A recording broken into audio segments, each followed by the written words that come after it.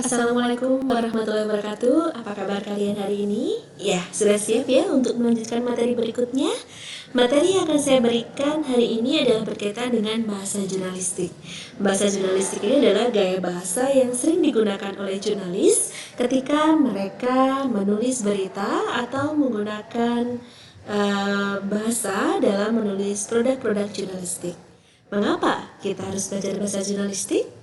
Ya, Anda harus tahu bahwa dengan bahasa jurnalistik kita sebenarnya sedang menguji seberapa besar, seberapa tinggi profesionalisme yang dimiliki oleh jurnalis tersebut ya. Baik. Bahasa jurnalistik seperti yang saya sampaikan tadi adalah merupakan gaya bahasa yang dipakai jurnalis dalam menulis berita. Bahasa jurnalistik juga disebut juga sebagai bahasa koran atau bahasa komunikasi massa yang memang banyak digunakan dalam konteks jurnalistik cetak ya. Ini akan saya pakai saya akan membahas dalam konteks jurnalistik cetak ya. Sebenarnya tidak hanya untuk cetak saja, dalam jurnalistik televisi atau online juga mengacu pada bahasa jurnalistik ini. Ciri khas dari bahasa jurnalistik yang pertama adalah sederhana, yang kedua lugas, yang ketiga hemat, yang keempat aktif, dan yang kelima adalah logis. Nanti akan saya jelaskan lebih lanjut ya, apa definisi dari kelima ciri khas bahasa jurnalistik ini. Bahasa jurnalistik memang harus sederhana, artinya tidak perlu menggunakan kata-kata yang susah untuk dipahami. Lugas, tidak bertele-tele, hemat, singkat, padat, ringkas. Kemudian aktif, menggunakan kalimat-kalimat aktif dan logis, alias masuk akal ya. Anda bukan pengabdi Vicky Prasetyo atau peniru Pak Dul kan dengan core of the core-nya. Nah, ruh dari bahasa jurnalistik adalah keringkasan dan kesederhanaannya. Karena intinya adalah pada kemudahan dari bahasa itu agar bisa dipahami oleh audiens. Nah, hemat kata atau ekonomi kata ini merupakan karakter utama dari bahasa jurnalistik. Mengapa sih harus menerapkan hemat kata? Ya, karena setiap inci, setiap senti dalam koran itu mengandung uang. Nah, itulah kenapa kalau dalam iklan situ di Jawa Pos itu disingkat-singkat ya kalimatnya, bukan soalai, tapi memang itu berkaitan dengan rupiah ya. Jadi hitungannya adalah berapa huruf begitu. Itulah mengapa kemudian dalam bahasa jurnalistik ini harus menggunakan prinsip ekonomi kata. Dalam iklan situ biasanya untuk butuh uang disingkat jadi BU, butuh BTH begitu ya, disewakan di SWKN begitu. Nah, dalam bahasa jurnalistik kunci kesederhanaan dalam bahasa jurnalistik terletak pada kata dan kalimat. Sebagai contoh, yang dimaksud dengan sederhana itu tidak usah menggunakan kalimat-kalimat yang high contact atau sulit dipahami. Misal, Anda jangan menggunakan kata mengejawantahkan, tapi gunakan mewujudkan. Jangan menggunakan kata-kata misalnya dalam rangka, gunakan aja kata untuk begitu. Sama aja kan dalam rangka dan untuk. Semakin singkat, semakin mudah dipahami, semakin baik begitu. Kemudian lugas, alias tidak bertele-tele. Gunakan menangis daripada menggunakan colorful words, misal menitikkan air mata atau meneteskan kepedihan melalui air-air di bulir mata. Alah, panjang sekali. Jangan bertele-tele ya. Meskipun nanti dalam bahasa features Anda boleh menggunakan yang agak yang bersifat sedikit subjektif boleh, tapi jangan terlalu banyak menggunakan kata berona atau colorful words. Kemudian hemat ini meliputi hemat kata, hemat kalimat, dan memperhatikan penulisan unsur hari, tahun, dan bulan. Contoh misalnya, kemudian diganti menjadi lalu. Jangan kemudian ada panjangan. Kurang lebih ya, sekitar aja. Hari Senin, kenapa diganti Senin, Bu? Ya karena Senin itu hari kan, nggak mungkin Senin itu bulan kan, jadi ya hari Senin gitu aja, diganti jadi Senin aja, nggak usah hari Senin. Memberikan pertolongan diganti dengan menolong gitu. Jadi gunakan sesingkat mungkin ya, sehemat mungkin. Kemudian aktif itu artinya menggunakan kalimat aktif atau yang lebih dinamis. Misalnya polisi menangkap pencuri, bukan pencuri ditangkap polisi. Logis artinya masuk akal. Nah, ini Anda seperti saya bilang tadi ya, bukan penganut Vicky Prasetyo atau bukan penganutnya Pak Dul kan. Nah, sehingga kalimat yang digunakan harus logis. Ciri khas kalimat yang logis, coba dilihat SPOK-nya, subjek, predikat, objek, keterangan. Masih ingat ya pelajaran bahasa Indonesia SMA SMP? Nah, ini juga digunakan dalam konteks bahasa jurnalistik, harus sesuai dengan SPOK. Bahasa jurnalistik sendiri juga memiliki sifat, yaitu ciri khasnya adalah komunikatif dan spesifik.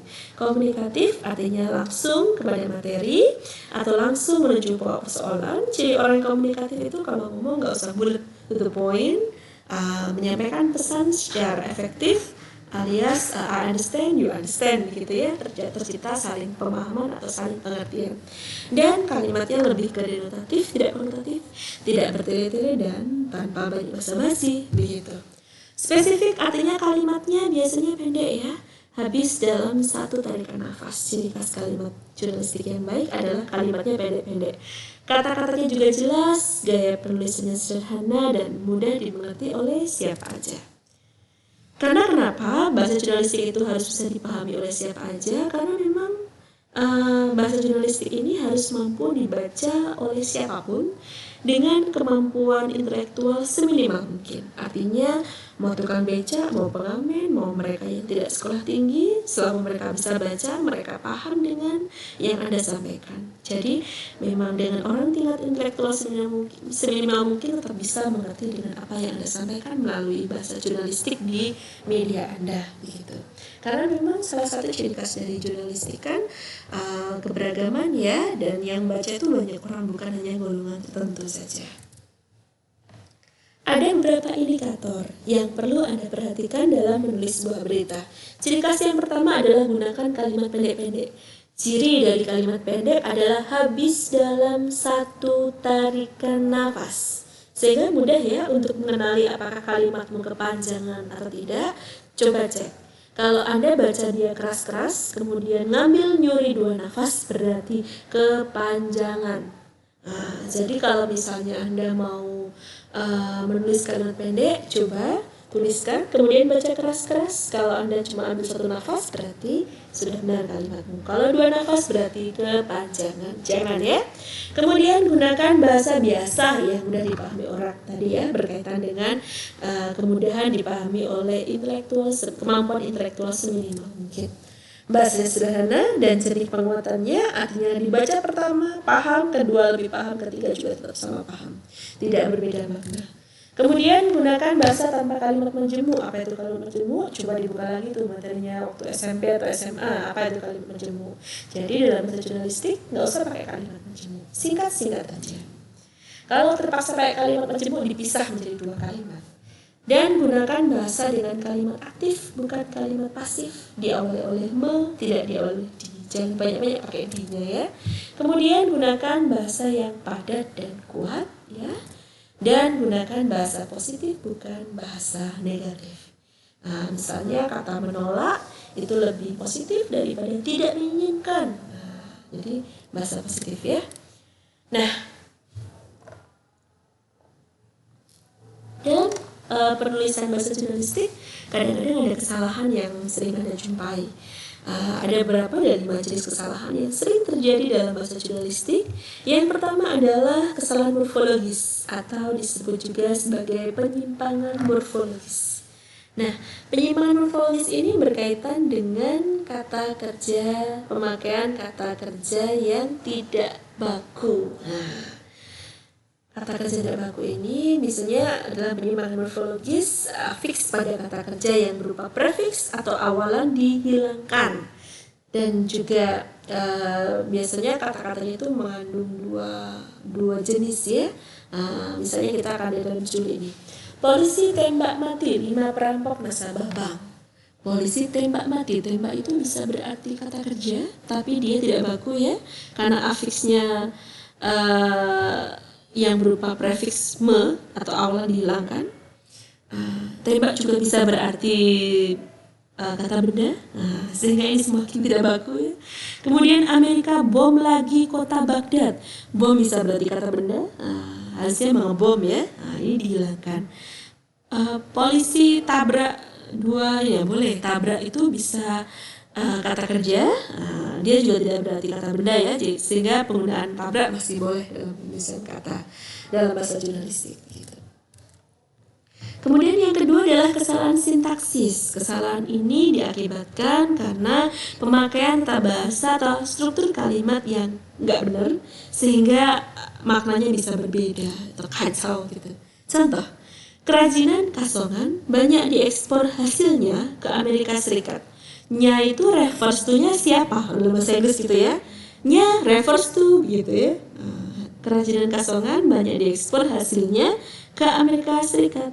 Nya itu ekspor atau nya kerajinan kasongan ya, kan jadi bingung. Harusnya diganti jadi gini, hasil kerajinan desa Kasongan banyak diekspor ke Amerika Serikat. Saya nggak mau pasti bu dibikin aktif. Oke, boleh.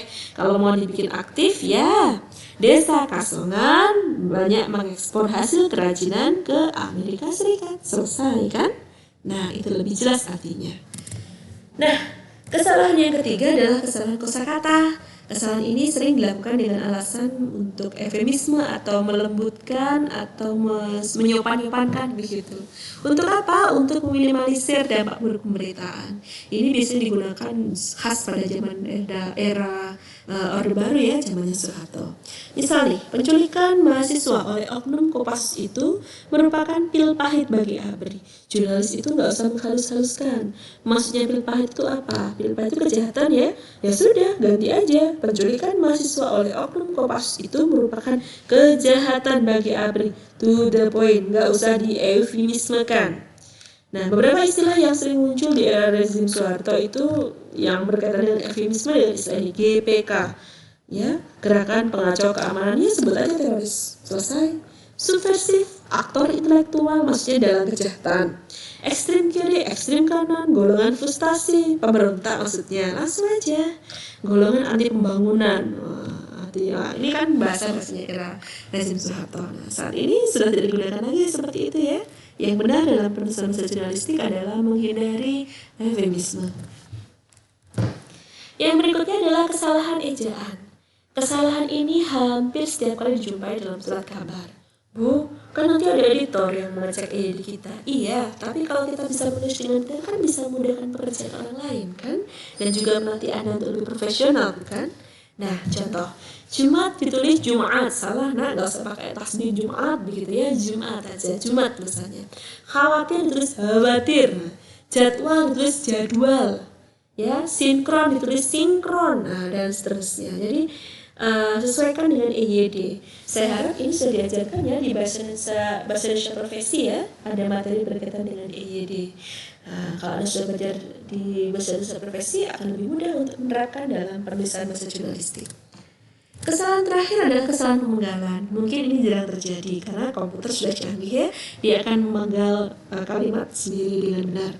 Tapi perhatikan pada istilah-istilah yang sulit seperti ini. Instruksi, menggalnya adalah instruksi bukan instruksi. Dulu SMA sudah pernah ya cara menggal ini. Nah, termasuk ini pemenggalan ini, Anda bisa baca.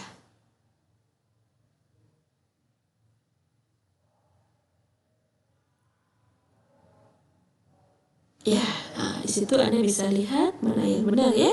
Anda bisa cross-check juga di EYD bagaimana pemenggalan yang benar. Nah, saya rasa itu ya materi berkaitan dengan bahasa jurnalistik yang saya sampaikan pada hari ini. Silahkan jika misalnya ada pertanyaan, Anda bisa share di WA Group. Kita bisa diskusikan bersama-sama. Jika misalnya ada kesulitan atau hal yang mungkin tidak dipahami, Anda bisa baca di referensi Anda berkaitan dengan bahasa jurnalistik. Oke, tapi sebelum saya akhiri, saya punya beberapa slide tambahan sepertinya ini ya. Oke, contoh dalam penulisan lambang bilangan aja, nanti selanjutnya kita bisa diskusikan. Misalnya penulisan lambang bilangan dengan akhiran an, dengan mencantumkan tanda hubung. Nah, caranya dengan misal tahun 50-an atau tahun 50-an. Nah, seperti tulisannya ya, uang 5 ribuan atau uang 5 ribuan, begitu. Nah, jika dalam penulisan bahasa jurnalistik itu jika satu angka itu ditulis dengan huruf, misalnya angka 1, nulisnya bukan angka 1 gitu ya, 1 digit, tapi SATU, 2 DUA gitu ya. Jadi nggak boleh 2 orang itu angka 2 kemudian orang, harusnya DUA. Kecuali ada angka 10, kalau 10 itu bisa digunakan dengan 10 atau 10. 11 juga begitu, bisa 11, bisa 11 terus dengan huruf gitu ya. Nah, itu kelanjutannya. Jika di awal kalimat maka angka ditulis dengan huruf, misal 15 orang menjadi korban, bukan 15 orang DST. Kalau di awal ini ya, ini kalau misalnya Anda Bu, saya membuat di awal itu adalah 15 orang korban bla. Itu nulisnya gimana Bu? Bolehkah, kan tadi boleh nulis angka 2 digit. Ya, tapi untuk di awal kalimat jangan menggunakan 2 digit. Ditulis dengan huruf, begitu ya. Semoga ini bisa Anda pahami dengan baik. Kalau ada pertanyaan silahkan didiskusikan melalui grup WA. Terima kasih, semoga bermanfaat. Tetap semangat ya untuk kuliah online-nya. Assalamualaikum warahmatullahi wabarakatuh.